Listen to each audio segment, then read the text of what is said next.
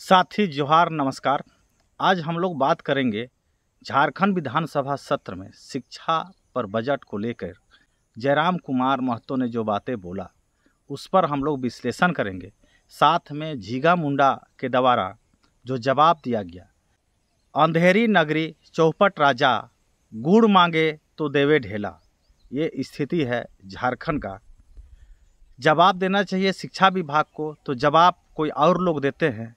और सरकार के जो सचिव हैं जो लिख करके जवाब विधानसभा में मंत्री और विधायक को देते हैं, यानी सत्ता पक्ष को लिख करके जो जवाब दिया जाता है, उलूल जुलूल जवाब दे करके विधानसभा सत्र को यूं ही समय को बर्बाद किया जाता है।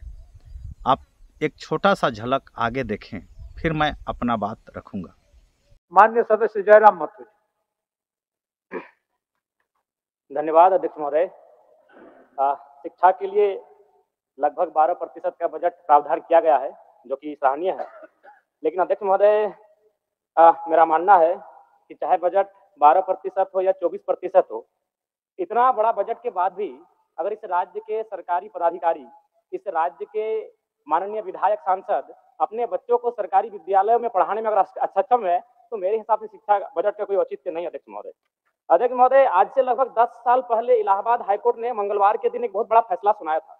कोर्ट ने कहा था कि यूपी के सभी जनप्रतिनिधियों, सरकारी अफसरों, कर्मचारियों और जजों को अपने बच्चों को सरकारी प्राइमरी स्कूलों में पढ़ाना होगा। ऐसा ही कुछ प्रावधान अगर झारखंड में किया जाए अध्यक्ष महोदय, तो संभवतः इस बजट की सार्थकता भी होगी और संभवतः शिक्षा के क्षेत्र में एक क्रांतिकारी बदलाव देखने को मिलेगा। अध्यक्ष महोदय, मैं एक आपके माध्यम से सरकार को एक मामला संज्ञान में देना चाहता हूँ। स्कूली शिक्षा एवं साक्षरता विभाग, इसमें 5 इकाई होती है अध्यक्ष महोदय। प्राथमिक निदेशालय, माध्यमिक निदेशालय, जेईपीसी, जैक और जेसीआरटी। अध्यक्ष महोदय, अगर प्राथमिक निदेशालय और माध्यमिक निदेशालय की बात करें तो उसको संचालन करने के लिए एक डायरेक्टर होते हैं, एक ज्वाइंट सेक्रेटरी होते हैं, 2 या 3 डिप्टी डायरेक्टर होते हैं, 2 या 3 अंडर सेक्रेटरी होते हैं, 6 या 7 सेक्शन ऑफिसर होते हैं, 8 या 9 असिस्टेंट सेक्शन ऑफिसर होते हैं, यानी कुल मिलाकर 25 पदाधिकारी होते हैं महोदय। जबकि इसका वित्तीय बजट लगभग 100 करोड़ के आसपास होता है। लेकिन अध्यक्ष महोदय, अगर जेईपीसी की बात करें, Jharkhand education project council, Jharkhand शिक्षा परियोजना परिषद, तो इसको संचालन करने के लिए मात्र 2 आपके पदाधिकारी हैं, एक डायरेक्टर है, एक एडमिनिस्ट्रेटिव ऑफिसर है, बाकी सब कॉन्ट्रेक्चुअल बेसिस पर है महोदय, और सारे के सारे गैर झारखंडी हैं। यहाँ पर फ्रांस और वियतनाम की कहानी याद आती होगी आपको कि किस प्रकार फ्रांस के लोग जानबूझकर वियतनाम के बच्चों को पास आउट होने से रोकते थे ताकि वो आगे जाकर फ्रांस का मुकाबला ना कर पाए अध्यक्ष महोदय। इसलिए इस मामले को संज्ञान में ले। और ये जो कॉन्ट्रेक्चुअल है, वहां पर बताइए, 2 विभाग को आपके 50 ऑफिसर संभाल रहे हैं और एक विभाग जहां 2500 करोड़ का वित्तीय बजट होता है 1 साल का। ये बहुत गंभीर मामला अध्यक्ष महोदय, जांच किया जाए। 2500 करोड़ का वित्तीय बजट है, वहां 2 अफसर चला रहे हैं और सारे कॉन्ट्रैक्ट में हैं, और सारे के सारे यूपी, बिहार, राजस्थान, गुजरात, झारखंड का नगण्य लोग हैं। तो ये झारखंड आज बनने का कोई औचित्य भी नहीं दिखता है। अध्यक्ष महोदय, आरटीई, राइट टू एजुकेशन, जो 2009 में आया था, इसका प्रावधान ये था कि जो प्राइवेट सेक्टर होंगे वहां 25% उन बच्चों का एडमिशन लिया जाएगा जो निर्धन परिवार से आते हैं। लेकिन मेरा मानना है, अब जांच कर लें, इसका अनुपालन नहीं किया जा रहा था। सरकार को मैं संज्ञान देना चाहूंगा कि आरटी एक्ट जो 2009 में आया है, और चूंकि ये एक्ट भी महागठबंधन की सरकार में आया है केंद्र में, तो जाहिर सी बात है, मैं चाहूंगा कड़ाई से इस एक्ट का अनुपालन कराया जाए ताकि गरीब बच्चे लाभान्वित हो सके।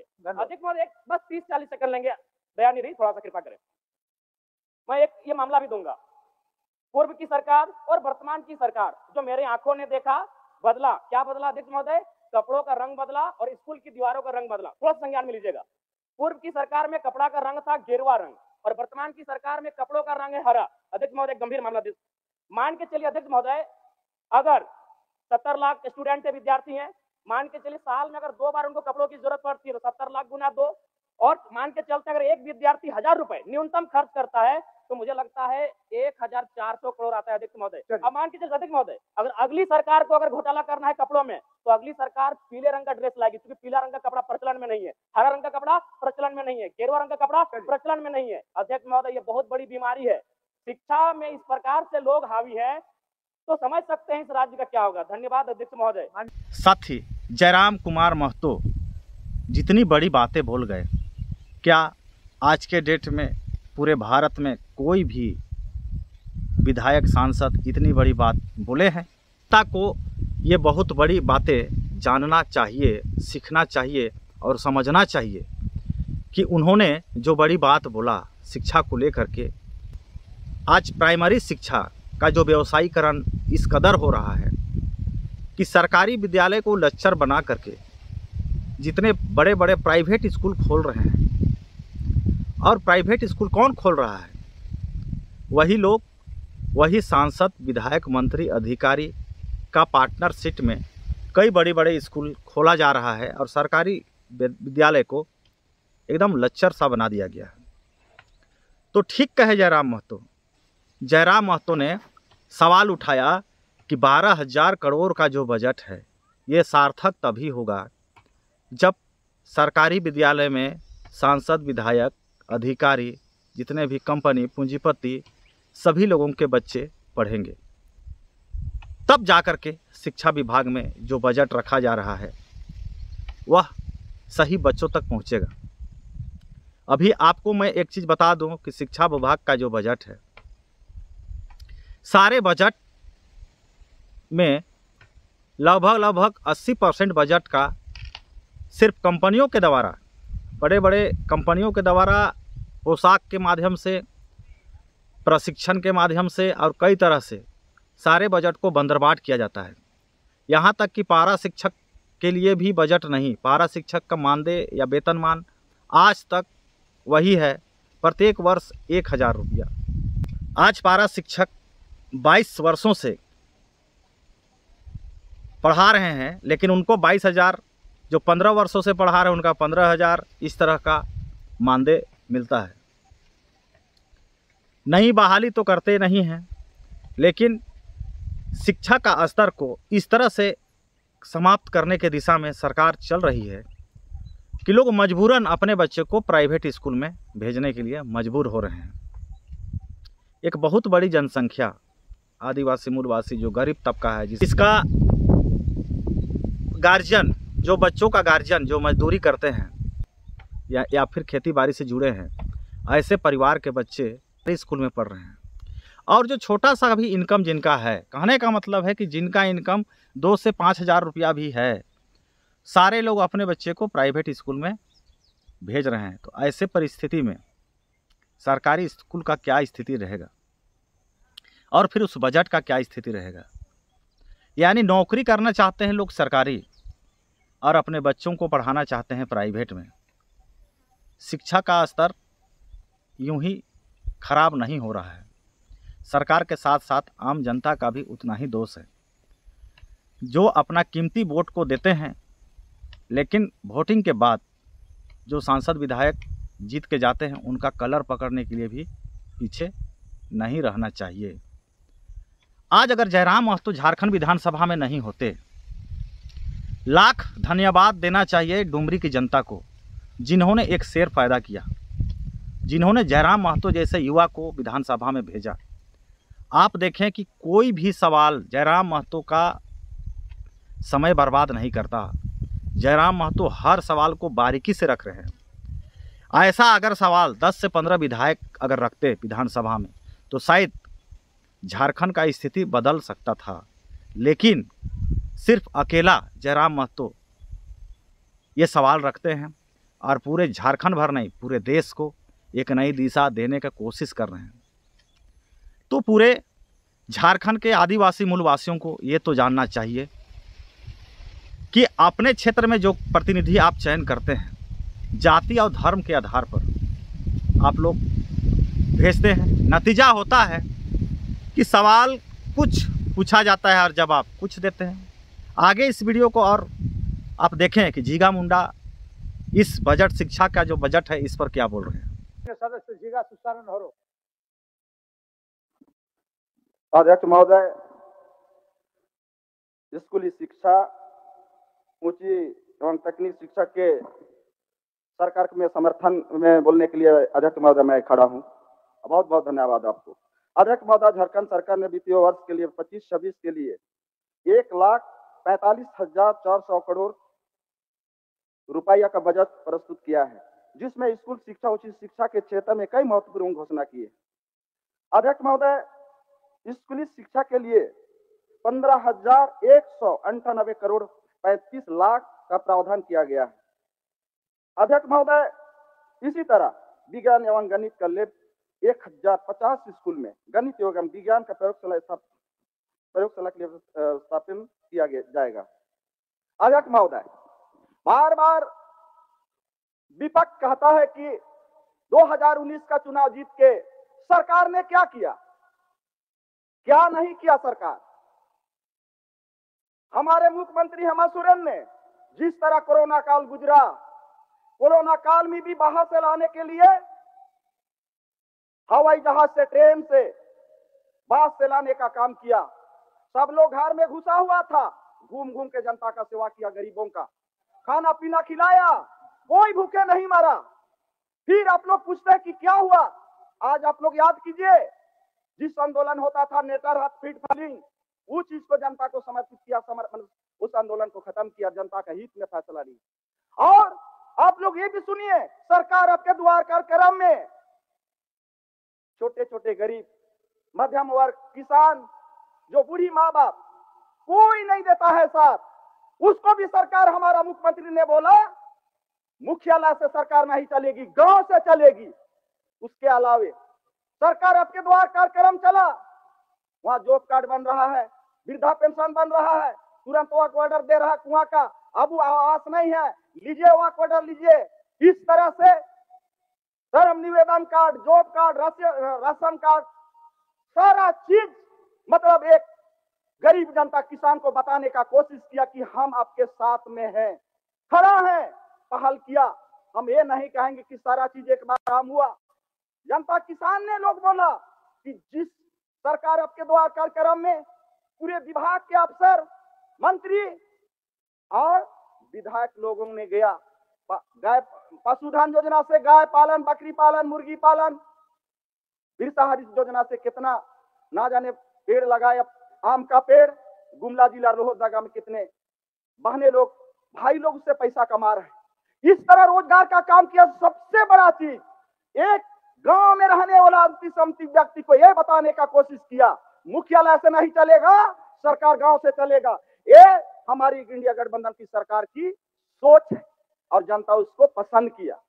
कितना परसेंट नहीं, लेकिन आप लोग हम बता देना चाहते हैं, इसने पसंद किया। दूसरी बात, आप लोग सुने होंगे, बता नहीं होगा, क्योंकि आप लोग क्या किया और फिर आप लोग चले जाते हो और मीडिया में क्या क्या बाहर में बोलते हो। आज ठीक नवीन भाई बैठा हुआ है, ठीक से सुनिए नवीन भाई। और उधर बहुत हमारे सीनियर लीडर, बहुत, जो कि झारखंड राज्य का उदय हुआ था उस टाइम, हमारे इस देश में बड़े बड़े पूंजीपति लोग घी का जिला जलाए और कुछ गांव के लोग शायद करंज का भी दिया जलाया कि नहीं जलाया, मैं नहीं कह पाता। और उस टाइम इस देश को संवारने का, सजाने का, एक किसी भी बच्चा हो, किसी भी पेड़ हम लोग लगाते हैं तो उसका नेव शुरू में गड़ा जाता है, अगर उसका गड़बड़ हुआ तो आगे भी उसी तरह का चलता है। और आज हमेशा आप लोग ना जाने, हमारे मुख्यमंत्री को 2019 का 24 के साथ क्या नहीं किया इस देश में, प्रिंट मीडिया में, पेपर में, टीवी में, फेसबुक में, इंस्टाग्राम में, इस तरह आप लोग फिजियत किए हो ना, भगवान, सुन के ऐसा लगता था कि इस देश में राजनीति हो रहा है या किसी को आलोचना करके डेमोरलाइज किया जा रहा है। आप लोग से कोई सीखे किसी को कमजोर करना, बदनाम करना और उसको डेमोरलाइज करना, ये आप लोग महारत हासिल किए। आज ये चीज कतई पीछे नहीं हटेंगे, क्योंकि ये वाद विवाद होता है। आप लोग बैठिए बैठिए बैठिए बैठिए, आप बीच में मत खड़ा होइए, बैठिए बैठिए ना भाई, बैठिए, आपको बोलने का मौका मिला था, बोलिए ना, बोलिए, क्या सपोर्ट कीजिएगा, बैठिए। आज 2019 से 18, 19 से 20 से 24 तक, अब बीच में आपको गड़बड़ा मत दीजिएगा, फिर हम बोल में गड़बड़ा जाते हैं, हम बोल में यही ना गड़बड़ी है आप लोग का, कहां कहां से खड़ा हो जाता है, हम इधर उधर हो गए। आप बताओ माननीय सदस्य नवीन भाई, सुनिए, कान खोल के सुनिए, माननीय सदस्य, कान खोल के सुनिए आसन की कि उधर मत देखिए। हमारी सरकार ने किसान का 2 लाख ऋण माफ किया है। इधर बैठी हुए ग्रामीण मंत्री और हमारा मुख्यमंत्री को बधाई देना चाहते हैं। उसके अलावे 200 बिजली का यूनिट फ्री किया। मुख्यमंत्री जी सुनो ना भाई, और उसके अलावे ऋण माफ किया। बताइए, जनता यही चाहती है। हेमंत सोरेन ने यह बड़ा चीज का एक ऐसा नेव खड़ा किया है कि आगे जनता का काम होगा। आप लोग घबराइएगा नहीं, वाद विवाद होता है, आप लोग बात रखिए, आलोचना कीजिए, उसका भी एक सीमांकन होता है। आप लोग सुझाव दीजिए। उसमें हमारे सीनियर लीडर आदरणीय बाबूलाल मरांडी बोला कि नहीं, पूजा पाठ करते करते रोड में निकल गया दारू हरिया, तो हमारे मुख्यमंत्री सीएम साहब ने बोला आप अच्छा सुझाव दीजिए, हम लोग ने अमल करेंगे। ये बोला ना भाई, ये चीज कितना अच्छा बोला। ये होता है वार्तालाप। उस दिन नवीन भाई बोल रहा था कि आप गुमान मत रहिएगा, एक कुर्सी किसी का नहीं। हम तो अभी भी बोलते हैं नवीन भाई, ये हमारा आपका कुर्सी भी हमारा नहीं है, ये संविधान का कुर्सी है। आज है, कब नहीं रहेंगे वो भगवान भी नहीं जानते। तो सीएम को आप क्यों बोले? सीएम को आप लोग आलोचना कीजिएगा। उधर किधर चला गया सीपीसी, वो ऐसा हाईटेक वर्ड को कभी किताबों नहीं मिलेगा, वैसा वाला बात को बोलता है। ये बोल देता कि कौन ऐसा काबिल है, वही वैसा मैंने भाई ग्रामीण मंत्री को मदरसा से पार वाला ऐसे ही। देखो यार, आप लोग हम बता देना चाहते हैं, आज हम नहीं छोड़ेंगे वक्त। शिक्षा पर बजट का जवाब देने के लिए आए थे, सुने होंगे आप। वही पुराना गीत, सिर्फ एक टिकट के लिए, यानी आगामी चुनाव में जीगा मुंडा जी का टिकट ना कटे, इस बात को ख्याल में रखते हुए जीगा मुंडा जी अंधभक्ति का हेमंत सोरेन पर गीत गा रहे हैं। ये बोल रहे हैं कि किसानों का 2 लाख रुपया ऋण माफ़ है। साथ ही पूरे झारखंड में एक भी किसान ऐसा नहीं होगा जो बैंक उसको 2 लाख रुपया देता है लोन, और 1 लाख रुपया जो किसान लोन लिए हैं उनका लोन भी माफ़ नहीं हुआ। मैं कई बार व्यक्तिगत रूप से बैंक से संपर्क किया, कई लोगों का लोन माफ़ कराने के उद्देश्य से, लेकिन बैंक का कहना है कि हमारे यहाँ कोई लेटर नहीं आया है, कोई बजट नहीं आया है कि आपका लोन माफ़ करें। कई लोगों का ये शिकायत बैंकों तक गया। ये झूठा आश्वासन चुनाव के दरमियान में सरकारें, कई राजनीतिक दल देते हैं, और सरकार जैसे बनता है जनता को दर दर का ठोकर खाना पड़ता है। जीगा मुंडा शायद जमीन का लीडर नहीं है। इनको लगता है, एक समय था कि जीगा मुंडा जनता के हित में खूब लड़ते थे, लेकिन जैसे सत्ता मिलता है, यहाँ झारखंड के आदिवासी मूलवासी विधायक सरकार का गुण गाते हैं, कर्मचारियों का गुण गाते हैं, जनता के पीछे एक भी मोह माया इनका नहीं रह जाता है। ये अंधभक्ति टिकट का मोह में पूंजीपतियों के चलते, पूंजीपतियों का ये कभी खिलाफ नहीं करते। जब चुनाव नहीं जीतते, जब चुनाव से पूर्व ये हमेशा जनता का हित में बात करते हैं, और चुनाव बीत जाने के बाद ये सफलता, यानी वोटिंग में सफलता के बाद ये सारे लोग पूंजीपति और अधिकारियों के चमचागिरी करते हैं। ठीक है, हमें पता है कि आप डीसी के सर्टिफिकेट से विधायक बने हो, डीसी से आपका पावर ज़्यादा नहीं है, डीसी आप लोग को कुछ नहीं समझता है, ये भी बात सच है। लेकिन इतना तो बेवकूफ़ी वाली बात विधानसभा में नहीं बोलना चाहिए था कि जनता को 2 लाख माफ़ कर दिया। अरे बाहर से जो बस में, बाहर से जो हेलीकॉप्टर में लाए 2-4 लोगों को 1-2 बार कोरोना काल में, उसके बाद आप बोल रहे हैं कि पूरे उसी का गुण गा रहे हैं 4-5 साल से। क्या जो लोग बाहर से आए दोबारा प्रदेश नहीं गए? क्या पूरे झारखंड के लोग पलायन नहीं कर रहे हैं? क्या झारखंड के लोग आज राशन और भाषण इसलिए झोंक रहे हैं कि आपने खेतों तक पानी नहीं पहुंचाया? आप जैसे विधायक सांसद का बात को इसलिए नहीं समझ पा रहे हैं झारखंडी, क्योंकि उन्होंने पढ़ाई नहीं किया। मजदूरी करते करते उनको एक बार भी सामाजिक जानकारियां नहीं मिल पा रहा है। लोग परदेश में जा रहे हैं, भटक रहे हैं, कितने परिवार बर्बाद हो गए। बोलते हैं कि कोरोना काल में कोई मरा नहीं। कैसे आप बेहुदा बात करते हैं? एक सर्वे कराइए, कोरोना काल से अभी तक खाने के चलते, बीमारी के चलते कोई ऐसा गांव नहीं होगा जहां 20 से 25 लोगों की मृत्यु नहीं हुआ होगा, और आप बोलते हैं कि कोई नहीं मरा।